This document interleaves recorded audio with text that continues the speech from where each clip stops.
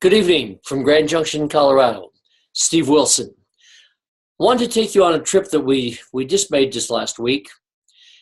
My son is an avid climber, and for my part, I'm deathly afraid of snakes and heights. They both really bother me to the length that I can't even describe to you. Well, he's this type of climber that loves this kind of climbing, and he's quite good at it. So for the last 5 years, I've been running in the mountains, getting myself physically fit.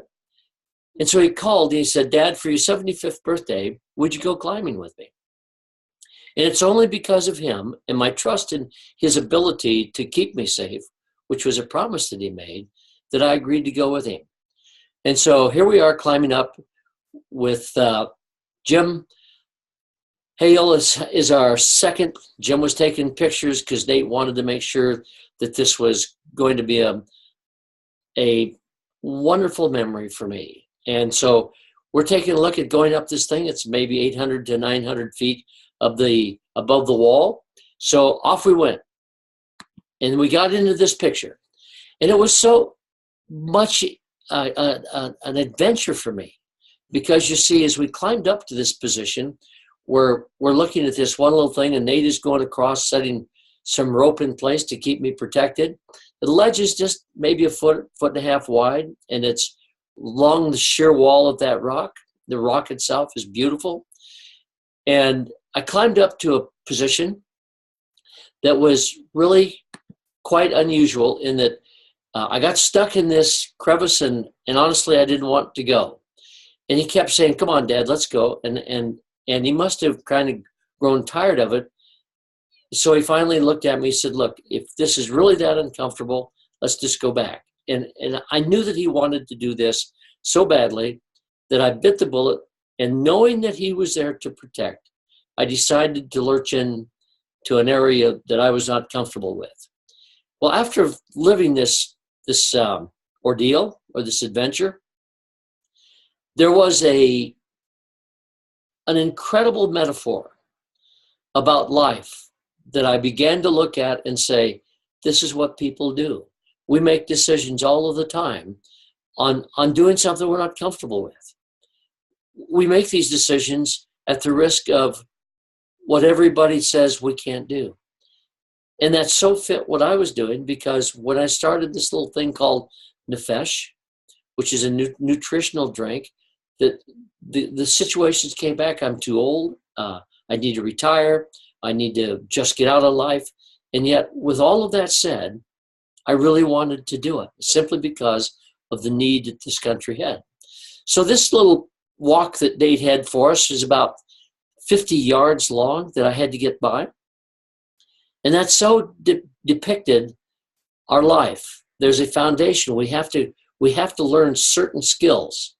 And we have to go through a foundation of risk and reward and trial and error before we really get to climb upward. And that's fit this incredible story that you're going to see, and I can describe in the climbing that we did. You see, this was not an ability of mine. It takes an enormous amount of strength, upper body strength, lower body, leg drive, and then the comfort factor of doing it, of which I was absolutely petrified. So there's the ledge that we're climbing along with quite a drop off. It seemed like thousands of feet to me, but probably it was the reality of 40 or 50 feet, which was enough to really hurt me badly if I fell. But here we're going across that thing. And all I could hear was the encouragement that Nate was giving me. Good job, Dad. Good job. Good handhold. You're doing everything well. And then I heard this distant voice from Jim saying, "Hey, you're doing really good." So this relationship that was just beginning to come together and was measuring with me as I had two of the finest climbers that I've ever met. One, making sure from the top that I wasn't making a mistake and that I was safe. And the other one, Jim, from the bottom, encouraged me, pointing out footholds, handholds, things that Nate couldn't see. So here we started up this route, and we did this ledge, and we got to the other side, about 50 yards of it. And it was just depicting how we do things in life. We make decisions to take risks, but that risk is going to be based on who's supporting you. What is the information? What is your true risk? And do we have a reason, a passion to do it? Well, my passion was kind of simple. My son wanted me to see something that I couldn't see from down below. And that was important to him to get me in a position to see it. But the promise was that he wouldn't let me get hurt. And that was comforting to me because, you see, it was uncomfortable. And so here we are. We're beginning the upward climb, the ropes, all of the things that go with it, the handholds, the footholds, and the lifting and the tugging that Nate was doing to make sure that I was in the right position. And then Jim from below telling me that there's a foothold just a little, 6 or 7 inches away from me. I had to lift up just to get some leverage with my legs. So the encouragement, and as I look back on this, it was incredible encouragement for me because these fellows were really good at what they did. They had my total trust. So as we traveled up, climbing up these crevices and things like that, and all at once, now we had these awesomely beautiful things that John Otto had built in the 1800s, and we're climbing up places that I never would have dreamt of going. But the encouragement and the safety that I felt because my son would not let me get hurt. And that's so much the case in what we do in life. We have to have someone that's responsible that we have trust in.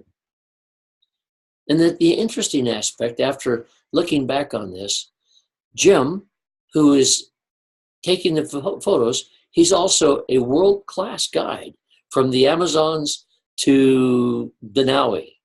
All of these places he's guided. And from his perspective, he's encouraging. He's tying me in. He's making sure that the harness that they utilized to get me up this mountain was done correctly. So I was watching him, and about the third time he set me in this harness, I was watching his hands, powerful yet kind, and yet in total control and knowledgeable. And that was what the support on the bottom side. So we're scurrying up these mountains. Scurry is a kind of a strange word, but we were going up them. And I was learning, I was gaining confidence as we went. So as we went up this thing, one of the most interesting areas came at the last one, the last 40 or 50 feet, because there was a position where I could look straight across and see Liberty Cap, which was our destination. But we were climbing up to a position above that to look down at it. And here come a young woman and her dogs just kind of walking along. And I went over and visited with her. And she said, yeah, I just came across this. I said, oh, and I could see Liberty Cap. But it wasn't exactly where Nate wanted me to get to. But it was a quarter of a mile straight across from what I saw. I said, Nate, why don't we go that way? You know, this next 40 or 50 feet was entirely different than anything that I had experienced. And the exposure to my left was serious. I was getting tired. My legs were gone, if you can imagine. And there I sat. And he said, well, let me explain to you this. As we work over there, there's a large slab of rock that we have to get across, that the exposure is a couple hundred feet down. And granted, if you're good, you can walk over that. He says, but that's a straightforward walk, and I have no control over what you're doing. I cannot protect you. Now, we can go that way, but your exposure is very serious. The other side is to go up this way, finish the climb. Take a look. That he didn't say this, but he wanted me to get up there just to kind of take a look at part of the world that I had never seen. And I measured it in a couple of ways. One is the danger going that way with total exposure on my part, or going up something really that was devastatingly frightening to me, but only 50 feet, but I was totally in his control. So I decided to do the last 50 feet. And as I scrambled up through this, as you can tell, it's just a vertical climb, and off to my left side, it's vertical all the way down. But I did that, and the view from on top was breathtakingly beautiful, and it's a place that I would never see from the bottom. So it's with that we looked over, and there we are. We're on top of the world. We had finished our climb. And we're looking out over the simplicity and the beauty of the Colorado National Monument. It was so gratifying to finish. And that's what life is all about, to finish, to get a point where we actually accomplished exactly what we set out. And yet along the way, there were plenty of times and plenty of opportunities to try to take a shortcut. More dangerous when you get into it, and maybe even wrong, because we don't get to see the beauties of this. And that was a major aspect of this life, is that in fact, I saw what Nate wanted me to see. And that was very important to him and to me. And so here we sit, and this last view is the fellow that followed us up. Jim Hale is his name. He's a pastor. He's a incredible guide around the world. He's a writer, physically fit, and he was the one that was supporting me from the bottom. But you see, here he is climbing Denali, guiding people up that treacherous amount of rock. And he was the rock, if you will, foundational for me, the support, the wonderful aspect of helping me on the bottom side. So he's protecting that. And my son guiding me up, holding me up, supporting.